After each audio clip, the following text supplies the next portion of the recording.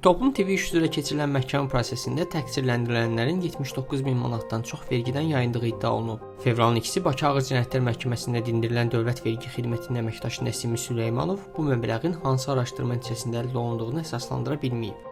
Ardınca həbsdə olan jurnalist Fərdi İsmailov vurğulayıb ki, onun saxlanılması barəsində Xətai rayon məhkəməsinin qərarı olsa da, evində axtarış və hər hansı pul vəsaitinin götürülməsi ilə bağlı qərar olmayıb. Polislər isə onun evindən 3000 avrodan çox məbləğdə vəsaitin tapıldığını iddia ediblər. Stat: Bu pul mənə məxsus olmayıb. Olsaydı belə polis onu götürə bilməzdi.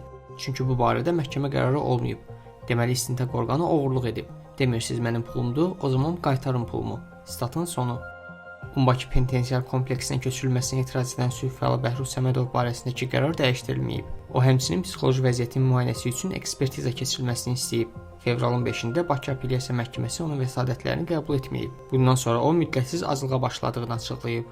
Sülh fəalı dövlətə xəyanətdə ittiham olunur. Cinayət işində iddia edilir ki, o Ermənistan xüsusi xidmət orqanları ilə əməkdaşlıq edib. Fevralın 6-sında jurnalistlərin sorğusu əsasında Ermənistan Xarici Kəşfiyyat Xidməti Bəhruz Səmədovun bu ölkəyə işləməsi ilə bağlı iddianı təkzib edib.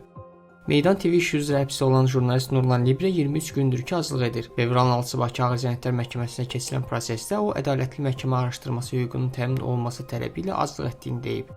Stat: Məni məhkəməyə zorla gətiriblər. 2 dəfə məndən qan nümunələri götürülüb, lakin nəticələrini mənə verməyiblər. Ailəmə və vəkilimə məktub verməyə imkan vermirlər. Prokurorluq və ombudsman aparatı hüquqlarımın pozulmasına göz yumur. Şikayətlərimi araşdırmırlar. Heç kim maraqlanmır bu qurumlardan. Azlığı sonuncu jurnalist həmkarım azadlığa buraxılana qədər davam etdirəcəm. Statın sonu.